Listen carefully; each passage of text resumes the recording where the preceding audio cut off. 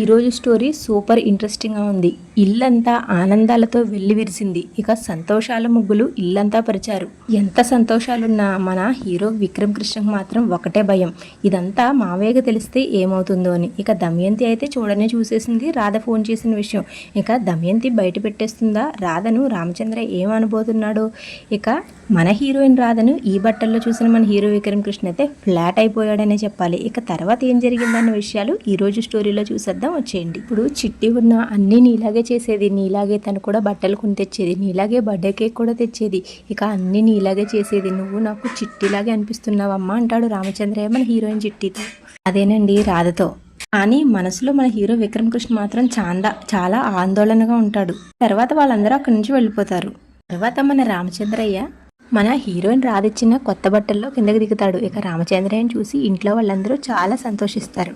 రామచంద్రయ్య తల్లి నడు దేవుడికి పూజ చేసుకుందువు కానీ అని పిలుస్తుంది. దానికి ఇక రామచంద్రయ్య ఇలా అంటాడు, నేను ఇక దేవుడికి ఏమని పూజ చేయాలి అమ్మా, నా చిట్టిని నా దగ్గరికి పంపించేస్తున్నాడు ఆ భగవంతుడు. ఇక అంతకు మించి నేను ఆ భగవంతుడిని ఏమడగాలి అని చాలా ఆనందంతో ఉక్కిరి బుక్కిరి అవుతూ ఉంటాడు. ఇక సాయంత్రం నేను కేక్ కట్ చేసే టైంకి నా కూతురు వచ్చేస్తానంది, నిన్న తన మాట విన్నప్పుడే నాకు చాలా సంతోషంగా అనిపించింది అని చెప్తాడు. ఇంతలో దమయంతి ఇక్కడే తన కుళ్ళబుద్ధిని చూపిస్తుంది. దమయంతి ఇలా అంటుంది, ఎక్కువగా ఎగ్జైట్ అవ్వకండి బావగారు, రేపు పొద్దున్న మళ్ళీ సాయంత్రం కేక్ కట్ చేసే టైంకి తను రాకపోతే మళ్ళీ మీరు డిసప్పాయింట్ అవ్వాలి అంటుంది. ఇక్కడే మన రామచంద్రయ్య ఒక బాంబ్ అనేవి చెప్పాలి. ఇలా అంటాడు, చిట్టి సాయంత్రం వస్తే నా ఆయుష్ ఇంకాస్త పెరుగుతుంది, అదే చిట్టి సాయంత్రం రాకపోతే ఆ గుండె ఇక్కడతో కొట్టుకోవడం ఆగిపోతుంది అంటాడు. ఈ మాటకి మన హీరో విక్రమ్ కృష్ణకి చాలా భయమేస్తుంది. అంతా చూసిన మన విక్రమ్ కృష్ణ రాధ దగ్గరికి వెళ్ళి రాధను తిడుతూ ఉంటాడు, నువ్వు ఇలా చేస్తున్నది నాకేమీ నచ్చడం లేదు, సాయంత్రం చిట్టి రాలేదు, ఇక నువ్వే ఫోన్ చేసావన్న విషయం మామయ్యకి తెలిస్తే మావయ్య ఏమైపోతారని నాకు భయంగా ఉంది అంటాడు. దానికి మన హీరోయిన్, మీరు భయపడి నన్ను భయపెట్టకండి, అంతా సవ్యంగానే జరుగుతుంది కదా అని మన హీరో విక్రమ్ కృష్ణకి ధైర్యం చెప్తుంది. కానీ మన హీరోయిన్ రాధ ఎంత చెప్పినా మన విక్రమ్ కృష్ణకి మాత్రం భయపడుతూనే ఉంటాడు. ఇక ఇక్కడతో లాభం లేదు, నేను వెళ్ళి ఇదంతా మావయ్యకి చెప్పేస్తాను అంటాడు. ఇక రామచంద్రయ్య దగ్గర బయలుదేరతాడు మన హీరో విక్రమ్ కృష్ణ. ఇంతలో మన హీరోయిన్ రాధ విక్రమ్ కృష్ణని ఆపుతుంది. కానీ మన విక్రమ్ కృష్ణ మాత్రం అస్సలు ఆగేలా కనిపించడు. ఇక అప్పుడే మన రాధకు ఒక ఆలోచన వస్తుంది, మీరు కనుక మీ మావయ్యకి చెప్తే మీ మావయ్య మీద ఒట్టే అని చెప్తుంది. ఇక ఆ మాటకి మన హీరో విక్రమ్ కృష్ణ రెండు కాళ్ళకి బంధం వేసినట్టుగా ఇంకా ఏమీ చేయలేక అలా ఉండిపోతాడు. తరువాత పుట్టినరోజు కోసం ఆ రోజు సాయంత్రం ఏర్పాట్లు మొత్తం పూర్తవుతాయి. ఇక రామచంద్రయ్య వేరే కొత్త బట్టలు వేసుకుని కిందకి దిగుతాడు. ఇక ఇల్లంతా కోలాహలంగా ఉంటుంది. వీళ్ళ నవ్వులతో వీళ్ళంతా నిండిపోతుంది. ఇక వీళ్ళ ఆనందం మాటల్లో చెప్పలేనంతగా ఉంటుంది.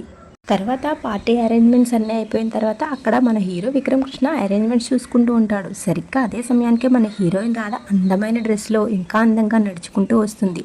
తనని చూసిన మన హీరో విక్రమ్ కృష్ణ అలా ఆగిపోతాడు. తర్వాత అక్కడి నుంచి వెళ్ళిపోతున్న రాధని మన హీరో విక్రమ్ కృష్ణ చాలా ప్రేమగా రాధా అని పిలుస్తాడు. దానికి మన హీరోయిన్ రాధ కూడా ఆశ్చర్యపోతుంది, ఏంటి తమరేనా నోట్లో పంచదార వేసుకున్నట్టు రాధా అని అంత తీయగా పిలిచారు అని అడుగుతుంది. దానికి విక్రమ్ కృష్ణ, నేనే పిలిచాను, ఒక్కసారి ఇలా రా అని పిలుస్తాడు. యాజ్ యూజువల్ ఎప్పుడులాగే ఇక్కడ కూడా ఒక మంచి సాంగ్ బ్యాక్గ్రౌండ్లో వినిపిస్తూ ఉంటుంది. తర్వాత మన హీరో విక్రమ్ కృష్ణ మన హీరోయిన్ ముందు మోకాళ్ళతో నుంచుంటాడు. ఇక తన కాళ్ళను తీసుకుని మన హీరో కాళ్ళ మీద పెట్టుకుంటాడు మన హీరో విక్రమ్ కృష్ణ. తర్వాత తన చేతిలో ఒక పట్టీని తీసి చూపిస్తాడు. అప్పుడు రాధ ఇలా అంటుంది, అయ్యో ఇది ఎప్పుడు పడిపోయిందో కూడా నేను చూడలేదు అని. దానికి విక్రమ్ కృష్ణ, నేను చూశానని ప్రేమతో మన హీరోయిన్ రాధకి ఆ పట్టీ పెడతాడు. ఇక అలా పట్టీ పెడుతుంటే మన హీరోయిన్ రాధ మాత్రం ఆదమర్చి మన విక్రమ్ కృష్ణనే చూస్తూ ఉండిపోతుంది. తర్వాత మన హీరో విక్రమ్ కృష్ణకి థ్యాంక్ యూ చెప్తుంది మన హీరోయిన్. అప్పుడు మన హీరో విక్రమ్ కృష్ణ అయితే ఇలా అంటాడు, థ్యాంక్ యూ కాదు ముద్దు కావాలి అని. అయినా ఇన్నాళ్ళు ఇంత అందాన్ని ఎక్కడ దాచావని అడుగుతాడు. అయినా మరీ ఇంత అందంగా ఉంటే నీకు ఎంత దిష్టి తగులుతుందో చెప్పు అని అంటాడు. ఇక్కడ ఏదో తేడా కొడుతుంది కదండి, నాకు అది అనిపించింది, చూద్దాం.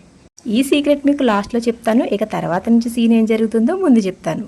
తర్వాత మన హీరో విక్రమ్ కృష్ణ మన రాధ కళ్ళకున్న కాటుక తీసి తనకి దిష్టి చుక్క పెడతాడు. ఇంతకీ ఇదంతా ఎలా జరుగుతుంది అనుకుంటున్నారా, చెప్తాను ఆగండి. పక్క నుంచి మన హీరో విక్రమ్ కృష్ణ తల్లిదండ్రులు ఇద్దరు చూస్తూ ఉన్నారు. వాళ్ళ కోసం కొద్దిగా ఓవర్ యాక్షన్ చేశాడనే చెప్పాలి మన హీరో. ఇదైతే కొద్దిగా కాదు, చాలా ఎక్కువైంది. ఇక పక్క నుంచి చూస్తున్న దమయంతి, సునంద ఇంకా నందగోపాల్ అయితే చాలా ఆనందపడతారు వీళ్ళిద్దరిని చూసి. అలా ఈరోజు ఎపిసోడ్ అయిపోతుందండి. ఇక రేపటి ఎపిసోడ్ ఇంకా ఇంట్రెస్టింగ్గా ఉండబోతుంది. నిన్నటి చెప్పింది కానీ రేపటి ఎపిసోడ్లో రాబోతుంది. నిన్న స్టోరీ రేపటి ఎపిసోడ్లో ఇవాళ ఎపిసోడ్లో చూపించలేదు. అయితే మన రామచంద్రయ్యకి వీళ్ళిద్దరూ పుట్టినరోజు జరుపుతారు. రోజు పూర్తయిన తర్వాత దమయంతి అయితే బాంబు పేల్చుతుంది. ఇంకా చిట్టి రాలేదేంటి అని. మన రామచంద్రయ్య చిట్టికి ఫోన్ చేస్తాడు. చిట్టి ఇలా మాట్లాడుతూ ఉంటుంది. మన హీరోయిన్ రాధ ఇక అంతలో అక్కడికి వెళ్ళిన దమయంతి అదంతా వినేస్తుంది. ఇప్పుడు దొరికావు నాకు, చెప్తా నాకు నీ పని అని అక్కడి నుంచి బయలుదేరుతుంది. ఇక చూడాలి రేపైతే ఖచ్చితంగా మనకి సీన్ వచ్చేస్తుంది. దమయంతి ఏం చేసింది, ఇక రామచంద్రయ్య ఎలా రియాక్ట్ అయ్యాడు, చిట్టియే చేసిందన్న విషయం దమయంతి బయట పెట్టేసింది. ఇక ఏం జరుగుతుందో రేపటి ఎపిసోడ్లో చూద్దాం. రేపటి ఎపిసోడ్ కూడా ఇలాగే చూడాలనుకుంటే ఏం చేయాలి, మన ఛానల్ సబ్స్క్రైబ్ చేసుకోవాలి. ఈ వీడియో మీకు ఎలా అనిపించిందో ఒక కమెంట్ చేయండి. నా ఎక్స్ప్లెనేషన్ మీకు నచ్చితే ఈ వీడియోకి ఒక లైక్ చేయండి. Thank you so much for watching.